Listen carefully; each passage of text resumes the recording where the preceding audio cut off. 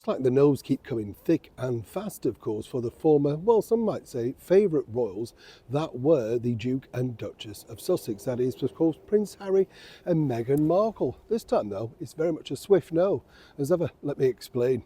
Hi, good to see you. Thank you so much for your time today. By the way, I'm glad you enjoyed the more in-depth look into some of the stories that have gone on over the last 5 years or so that have been detailed by so many different people. And, as I often say here on the show, what I enjoy is, you take your time, you find out, and you find out exactly what's gone on behind the scenes. There's very much reactionary stuff, isn't there, where people suddenly say this and a magazine picks up a story. If you talk to the people that are relevant to the story, eventually you get the truth. And when you think about it, some of those really outlandish claims, of course, that came out of various stories over the last few years, well, yeah, it did kind of shock me, even though I cover this on a regular basis. Strange situation.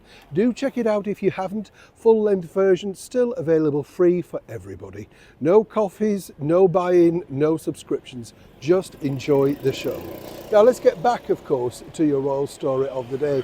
This really is a bit of a, difficult revelation because, as many people know, Harry's still battling it out, trying to get security, which is still going through with His Majesty's government, currently the British Home Office, who have quite a lot of problems sorting out the small boats, smash the gangs, migrants, you name it. But of course, Harry's not fussed about that because he's thousands of miles away in California. You understand how this works.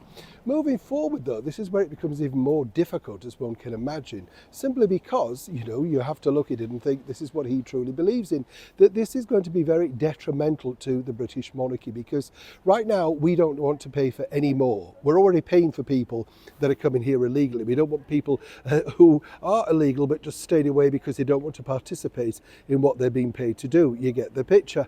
But this is where, as I say, it gets really tricky, because you may have read the story that Taylor Swift allegedly was given special permission on a recent visit to London for the Eras tour. Well, that's all still up in debate, whatever reasons, etc. Now, where it gets really convoluted is simply this, because Harry's looking at a similar remit for himself. The difference is, of course, Taylor Swift brought millions and millions of pounds into the economy when she turned up, not once but twice. But then Taylor apparently now doesn't want to get too involved in anything related to London, all thanks to this man, Sir Keir Starmer. This is because, of course, he engulfed her success by turning up with his wife, the little scene Lady Victoria, posing for a picture and then wanting one backstage, all that sort of stuff. We know the story, and this apparently has tarnished that whole episode. Of course, Taylor was more interested in meeting and greeting and, of course, looking after the people that had gone through that terrible atrocity with the Southport murders up in Merseyside earlier this year.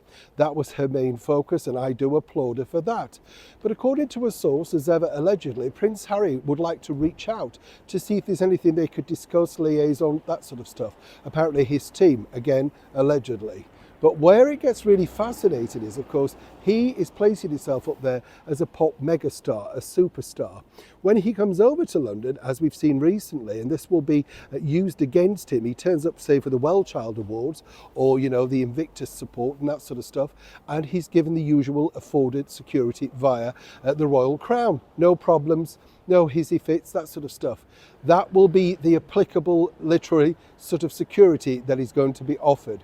Harry's pushing for, as we know, VVIP status, and the bottom line is that means you and I will be paying all around the world wherever he goes. If they push this forward and this becomes a success, truly, this will be a massive dent in the monarchy, and I would hate to think where that will leave both him and Meghan Markle once again. Neil Sean in the very heart of London.